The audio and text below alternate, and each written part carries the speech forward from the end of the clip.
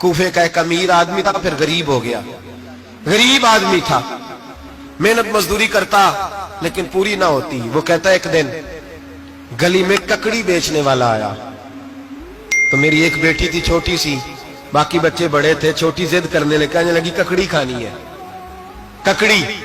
کہتے میں پریشان ہو گیا، دل ٹوٹ گیا، بیٹی نے سوال کیا ہے۔ فرماتے میں نے سوچا کس کے پاس جاؤں، کسی اور کے پاس مجھے سمجھ نہ آیا، میں سیدھا امام اعظم کے پاس چلا گیا، یہ شخص ہے جو مجھے دے گا بھی اور میرا پردہ بھی رکھے گا۔ حضرت امام اعظم کے پاس گیا تو فرماتے رش بہت زیادہ تھا، میں امام صاحب سے بات ہی نہ کر سکا، واپس آ گیا۔ امام صاحب نے بندہ بھیجا، فرمایا پتہ کر یہ بندہ کسی ضرورت کے لیے آیا تھا، رش کی وجہ سے بات نہیں کر پایا۔ کہتے واپس میرے پیچھے بندہ بھیجا، وہ میرے گھر تک آیا، گھر آ کے اس کو حالات کا پتہ چل گیا، واپس گیا۔ کہتے ہیں 3 تھیلیاں اشرفیوں کی بھر کے امام اعظم لائے اور خود آئے، اور رات کے اندھیرے میں آئے، اور مجھے تھیلیاں دے کے نا تو میرے آگے ہاتھ باندھ دیے۔ میں نے کہا حضور ہاتھ کیوں باندھتے ہیں؟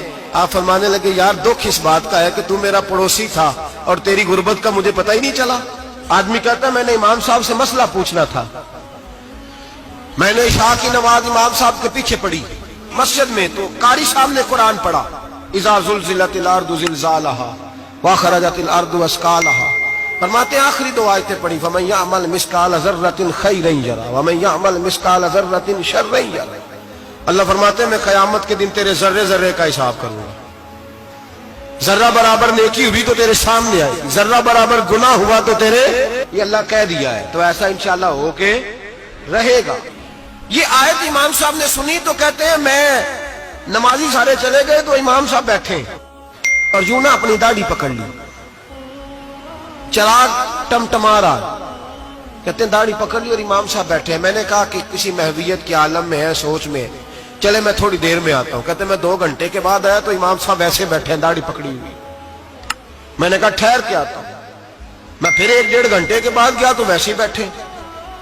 کہتے ہیں تہجد کا وقت ہو گیا، میں مسجد میں گیا تو چراغ ٹمٹمانے لگا، ختم ہونے کے قریب آ گئے، امام صاحب بیٹھے ہیں۔ اب میں نے دیکھا کہ آنکھیں آنسوؤں سے بھری ہوئی ہیں اور اپنی داڑھی پکڑ کے کھینچ رہے ہیں، اور کہتے ہیں یا اللہ تو اگر ذرے ذرے کا حساب لے گا تو ابو حنیفہ تو الجھ جائے گا، اے اللہ تو ذرے ذرے کے بارے میں پوچھے گا تو میں تو نہیں جواب دے سکتا، خدا بندہ اس طرح کر، میرے ان سفید بالوں پہ رحم کھا، اے اللہ میرے بڑھاپے پہ مہربانی فرما، مجھ سے نہ ذرے ذرے کا پوچھنا، میں بڑا کمزور ہوں، میں نہیں جواب دے سکتا، مولا مجھ سے درگزر والا معاملہ کر۔ کہتے تڑپ رہے امام صاحب، فجر کی اذان ہوئی تو امام صاحب نے دائیں بائیں دیکھا، میں پیچھے کھڑا تھا، میں نے کہا حضور ساری رات ہی گزر گئی، آپ ایک آیت سن کے پریشان رہے اور میں روزانہ 20 تقریریں سنتا ہوں، درجنوں حدیثیں سنتا ہوں، مجھے تو اثر نہیں ہوتا۔ آپ فرمانے لگے مجھے تیرے معاملے کا نہیں پتا، لیکن مجھے اگر تو نے دیکھ لیا ہے تو کسی کے ساتھ ذکر نہ کرنا مجھے، اور فرمانے لگا پھر تو نیک آدمی ہوگا، تجھے نہیں خیال آتا